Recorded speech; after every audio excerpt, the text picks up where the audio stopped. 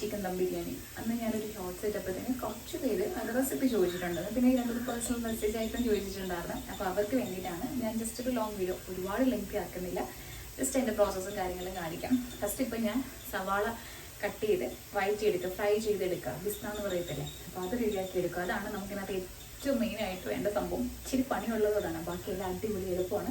സാധനങ്ങളെല്ലാം അടുത്തെടുത്ത് വെച്ചിട്ട് ബാക്കി കാണിച്ചു തരാം. അപ്പോൾ ഞാൻ എന്തായാലും ആദ്യം ഓണിയൻ ഫ്രൈ ചെയ്തെടുക്കട്ടെ. ഓക്കെ, ഓണിയൻ അല്ല, സവാള ഫ്രൈ ചെയ്തെടുക്കട്ടെ. ഓക്കെ, പിന്നെ പുതുതായിട്ട് ആരെങ്കിലൊക്കെ ഈ ചാനൽ കാണണമെന്നുണ്ടെങ്കിൽ നിങ്ങൾക്ക് വീഡിയോസിലേക്ക് കയറി നോക്കുക, ഇഷ്ടപ്പെടുവാണെങ്കിൽ സപ്പോർട്ട് ചെയ്യുക, കൂടെ നിൽക്കുക കേട്ടോ. അപ്പോൾ എന്താ, അപ്പോൾ നമുക്ക് കാണാം. ഇത്രയും പറഞ്ഞത് ഇപ്പം എൻ്റെ ഒരു ഫ്രണ്ട് വിളിച്ചിട്ടുണ്ടായിരുന്നു. പിന്നെ ഞാൻ അവളോട് കുറേ സംസാരിക്കുന്നുണ്ട് കേട്ടോ. ഹെഡ്സെറ്റ് വെച്ച് സംസാരിക്കുന്ന ഈ സമയത്ത് ഞാൻ ഉള്ളി അറിയുന്നത് കൊണ്ടാണ് കേട്ടോ, കണ്ണെരിയായിരിക്കാനാണ് കണ്ണടച്ചും കൂടി വെച്ചേക്കുന്നത്. ഒത്തിരി എണ്ണ ഒഴിച്ചങ്ങ് ഡീപ്പ് ഫ്രൈ ആക്കുന്നില്ല, ജസ്റ്റ് ആ ഒരു ബ്രൗൺ ഷെയ്ഡ് വരുമ്പോഴത്തേന് ഞാൻ കോരിയെടുക്കുക കേട്ടോ. അതുപോലെ തന്നെ ഞാനിത് വഴറ്റിയെടുക്കുന്നത് കോക്കനട്ട് ഓയിലല്ല, സൺഫ്ലവർ ഓയിലാണ്. നിങ്ങളുടെ ചോയ്സ് അനുസരിച്ച് ഏതാണെന്ന് വെച്ച് കഴിഞ്ഞാൽ ചെയ്യാം കേട്ടോ. ഞാനിതിപ്പം സൺഫ്ലവർ ഓയിൽ ഫസ്റ്റ് വാട്ടിയെടുക്കുകയാണ്. വാട്ടിയല്ല, ബ്രൗൺ ഷെയ്ഡാക്കി എടുക്കുകയാണ് കേട്ടോ. ഓരോ ദിവസം എന്തൊക്കെയല്ലേ നടക്കുന്നത്, എല്ലാവരും പറഞ്ഞത് എന്താ ഈ കൊച്ചു കേരളത്തിൽ നടക്കുന്നതെന്നാണ്. നമുക്ക് രാവിലെ കുറച്ച് വിശേഷങ്ങളും കാര്യങ്ങളൊക്കെ കേട്ടപ്പം മനസ്സിന് കുറച്ച് സന്തോഷം തരുന്ന കാര്യമുണ്ട്, സങ്കടം തരുന്ന കാര്യമുണ്ട് കേട്ടോ. അതൊക്കെ നിന്ന് ഞാനിങ്ങനെ ആലോചിച്ചുകൊണ്ടിരിക്കുകയാണ്. സാരമില്ല, എന്താ പറയണ്ടേ, നമ്മളൊന്നും അങ്ങോട്ട് പേഴ്സണലായിട്ട് എടുക്കാണ്ടിരുന്നാൽ മതി കേട്ടോ. എന്താണെന്ന് നിങ്ങൾക്കൊന്നും മനസ്സിലാവത്തില്ല, എനിക്കൊന്നും മനസ്സിലാവുന്നില്ല. അതാണ് ഇപ്പോൾ എൻ്റെ അവസ്ഥ. അപ്പോൾ എന്തായാലും ഇത് നമ്മുടെ സവാളയൊക്കെ ഇതുപോലെ മൂത്ത് വരും. ചില സമയത്ത് ഞാൻ കരിച്ചെടുക്കും കേട്ടോ, കാരണം എനിക്ക് ആ ഒരു കഴിക്കുന്നത് ഭയങ്കര ഇഷ്ടമായതുകൊണ്ട് അതങ്ങോട്ട് മാറ്റി വെച്ചു. ഇനി നമ്മൾ അരി വേവിക്കാനായിട്ട് ഈ ഒരു ഇനി ഉപ്പ് ഇട്ട് അടച്ചു വെച്ച് തിള വരുമ്പോൾ നമ്മൾ അരമണിക്കൂർ സോക്ക് ചെയ്ത ബാസ്മതി റൈസും കൂടെ ഇട്ട് ഒരു 5 മിനിറ്റ് വേവിച്ചെടുക്കട്ടോ. ഈ ഒരു ഇത് കണ്ടോ നിങ്ങൾ, പൈപ്പ് അതെന്താ ഇങ്ങനെ ഒരു കളർ ചേഞ്ച് വരുന്നതെന്ന് എനിക്ക് അറിയത്തില്ല കേട്ടോ. ഞാനിപ്പോൾ ഈ അടുത്താണ് ചേഞ്ച് ചെയ്തിട്ടുണ്ടായിരുന്നത്. അതെന്തെങ്കിലും ആർക്കെങ്കിലും അറിയാമെങ്കിൽ ജസ്റ്റ് ഒന്ന് കമൻസിലൂടെ വളരെ കാര്യമായിട്ട് പറഞ്ഞു തരണേ. പിന്നെ ഈ സമയം കൊണ്ട് എൻ്റെ മുട്ട അവിടെ പുഴുങ്ങാൻ വെച്ചിട്ടുണ്ടായിരുന്നു.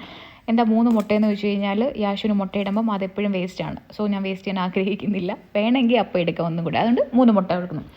പിന്നെ അതേ നമ്മുടെ ചിക്കൻ, ഇത് ഏകദേശം ഒരു 1 കിലോ ചിക്കൻ ഉണ്ട് കേട്ടോ. 2 കിലോ ആണ് ചിക്കൻ വാങ്ങിയിട്ടുള്ളത്. അതിന് കുറച്ച് ഞാൻ മാറ്റി വെച്ചിട്ടുണ്ട്. എല്ലാ ചിക്കനും കൊടുക്കുമ്പോൾ എനിക്കൊരു സമാധാനക്കേടാ. സ്പൈസസ് എല്ലാം കൂടെ ഞാൻ ഇടുന്നുണ്ട്, മുഴുവനായിട്ടോ ഇടുന്നത്. ഇതിനകത്തേക്ക് മുഴുവനായിട്ടുള്ള സ്പൈസസ് ഒക്കെ ആഡ് ചെയ്ത് പിന്നെ കുറച്ച് കാർഡമൺ പൗഡർ ഇല്ലാത്തതുകൊണ്ട് ഞാൻ ചതച്ചിട്ടു. ഇഞ്ചി, വെളുത്തുള്ളി, പച്ചമുളക് ചതച്ചതും കൂടെ ഇടുന്നുണ്ട്. ഈ സമയത്ത് നമ്മുടെ വെള്ളം തിളച്ചപ്പത്തിന് ഞാൻ അരി അരമണിക്കൂർ സോക്ക് ചെയ്ത അല്ല 3/4 മണിക്കൂർ ആയിട്ടുണ്ടായിരുന്നു. ഞാൻ അതും കൂടെ ഒന്ന് ഇടുന്നുണ്ട് കേട്ടോ. ചെറുതായിട്ട് തീ ഒന്ന് കുറച്ച് വെച്ചു. പിന്നെ ഞാൻ പോയി ഹൈ ഫ്ലെയിമിൽ വെച്ചു. കറക്റ്റ് ഒരു 5 മിനിറ്റ് കേട്ടോ. ഒരു 60% ഒരു 40% വെന്താൽ മതി. അപ്പോൾ ഈ ഒരു സ്പൂണിട്ട് പുതിനയിലയും പിന്നെ പുളിയില്ലാത്ത തൈര് കേട്ടോ എടുക്കേണ്ടത്. പിന്നെ ആവശ്യത്തിന് ഉപ്പ് ഇടുക. ഉപ്പ് മറക്കരുത്, കഴിഞ്ഞ പ്രാവശ്യം ഞാൻ മറന്നതാണ്. പിന്നെ ഗരം മസാല, കാശ്മീരി ചില്ലി, മഞ്ഞൾപ്പൊടി, ഇത്രയാണ് മസാലകളായിട്ട് ഇടുന്നത്. പിന്നെ ലാസ്റ്റ് ഒരു ഇത്തിരി പെപ്പർ പൗഡർ ഞാൻ ഇട്ടെന്നേ ഉള്ളൂ. പിന്നെ ഒരു ഹാഫ് ലെമൺ സ്ക്യൂസ് ചെയ്ത് ഒഴിക്കുന്നുണ്ട്. ഞാനെല്ലാം 1 ടേബിൾ സ്പൂൺ 1.5 ടേബിൾ സ്പൂൺ കണക്കിലാട്ടോ എടുത്തേക്കുന്നത്. ഇത് നമ്മൾ തലേ ദിവസമേ ഈ ചിക്കനൊക്കെ മാരിനേറ്റ് ചെയ്ത് ഫ്രിഡ്ജിൽ വെച്ച് കഴിഞ്ഞാൽ ചിക്കനിലൊക്കെ നന്നായിട്ട് മസാല തേക്കും. മഴ കാരണം പുറത്തിറങ്ങാൻ പറ്റാത്ത അവസ്ഥയായിരുന്നു ഇന്നലെ. അപ്പോൾ അത് കാരണം ചിക്കൻ വാങ്ങിച്ചിട്ടില്ല.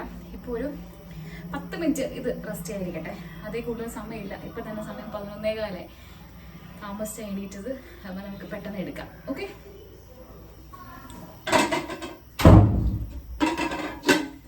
ഈ ഒരു പാൻ്റെ കാര്യം ഞാൻ മുന്നേ പറഞ്ഞിട്ടുണ്ടാകുമല്ലോ.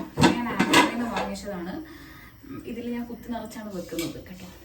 ഇത് എത്ര ലിറ്ററാണ് ഞാൻ ഓർക്കുന്നില്ല, എത്രയാണെന്ന് എനിക്ക് അറിയത്തില്ല. പക്ഷെ നല്ലതാണ് കേട്ടോ, അടിപൊളിയാണ്. നമുക്ക് ഇതിൽ സെറ്റ് ചെയ്ത് ഓക്കെ. ഈ പാനിൻ്റെ ഏറ്റവും എൻഡിൽ നമുക്ക് കുറച്ച് ചിക്കൻ മസാല സ്പ്രെഡ് ചെയ്യുന്നുണ്ട് കേട്ടോ. ചിക്കൻ മസാല ഇതുപോലെ സ്പ്രെഡ് ചെയ്ത് കൊടുക്കുന്നുണ്ട്. പിന്നെ കുറച്ച് നെയ്യ് ഒഴിക്കുന്നുണ്ട് കേട്ടോ. ഈ ഓയിൽ നമുക്ക് നേരത്തെ ഓണിയൻ ഫ്രൈ ചെയ്യുന്നത് കുറച്ച് ഉണ്ടായിരുന്നുള്ളൂ, ഞാൻ കുറച്ച് ഓയിൽ ഒഴിച്ചുള്ളൂ. അപ്പോൾ കുറച്ച് ഓയിലും കൂടെ ഞാൻ ഒഴിച്ചു. നമുക്ക് നേരത്തെ മാരിനേറ്റ് ചെയ്ത ചിക്കനെയും കൂടെ നമുക്കിത് ഇതിനകത്തേക്ക് തട്ടിട്ട് കൊടുക്കാം കേട്ടോ.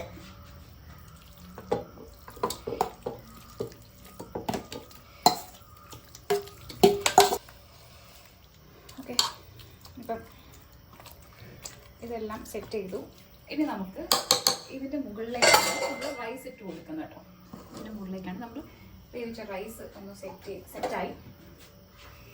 നമ്മൾ തലേ ദിവസം ചിക്കൻ മാരിനേറ്റ് ചെയ്ത് വെക്കുവാണെങ്കിൽ, ഓവർനൈറ്റ് ചെയ്യുവാണെങ്കിൽ ഭയങ്കര എളുപ്പമായിരിക്കും കേട്ടോ പരിപാടിയൊക്കെ.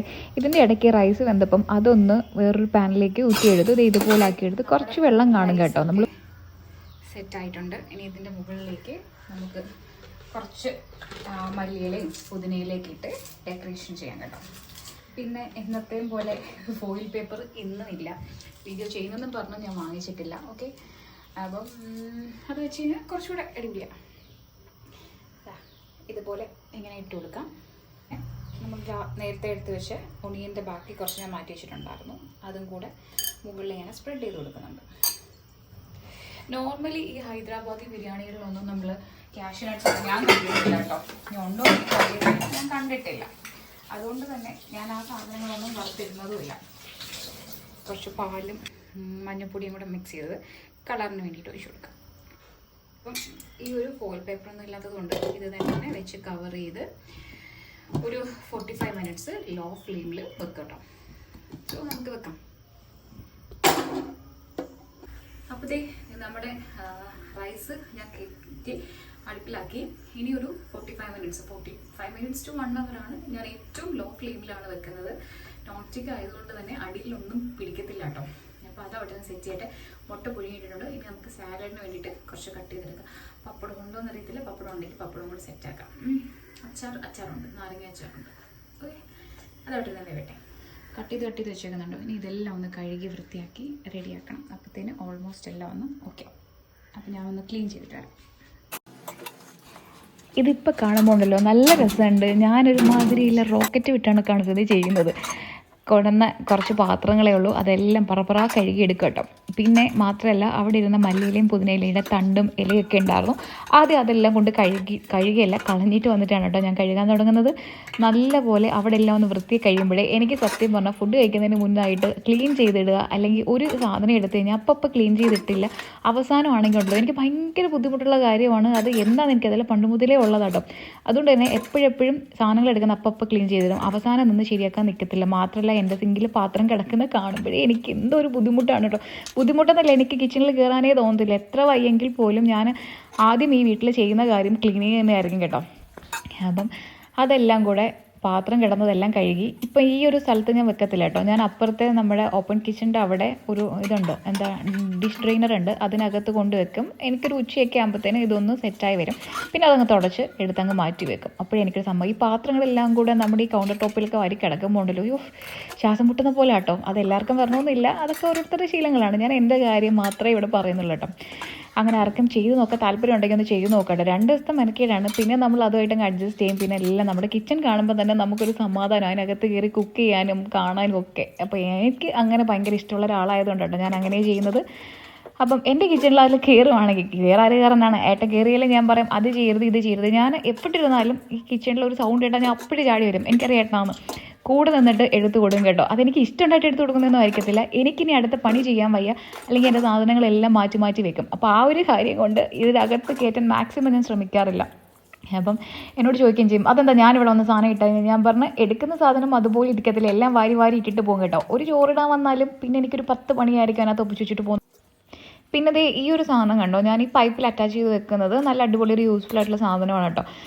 ഞാനിത് ആമസോൺ ത്രൂ വാങ്ങിയിട്ടുണ്ടായിരുന്നതാണ്. 2 എണ്ണം വാങ്ങിച്ചു, എനിക്ക് സ്യൂട്ട് ആയിട്ടില്ലായിരുന്നു. പിന്നെ ഞാൻ കൊടുത്തിട്ട് വാങ്ങിച്ചത്. പക്ഷേ ഇത് എനിക്ക് ഭയങ്കര യൂസ്ഫുൾ ആയിട്ട് തോന്നുന്നുണ്ട്.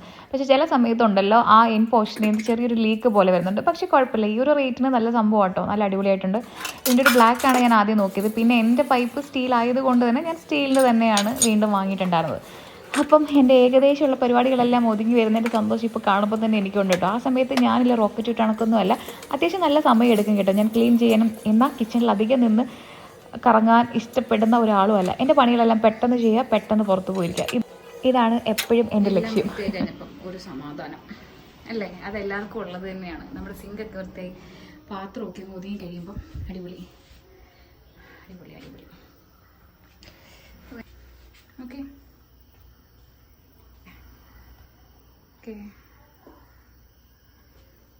കേട്ടോ, ഫ്ലെയിം ഓഫ് ചെയ്തു. നമുക്ക് ഇന്നൊന്നും തണുത്തിട്ട് എടുക്കുന്നതായിരിക്കും എപ്പോഴും ബെറ്റർ. നല്ല മണം കേട്ടോ, നല്ല മണം.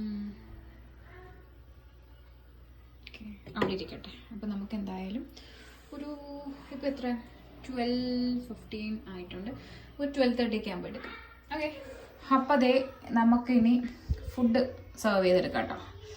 അതെ, അടിപൊളി റൈസൊക്കെ നല്ല പെർഫെക്റ്റ്ലി കുക്ക്ഡ് ആയിട്ട് വന്നിട്ടുണ്ട് കേട്ടോ.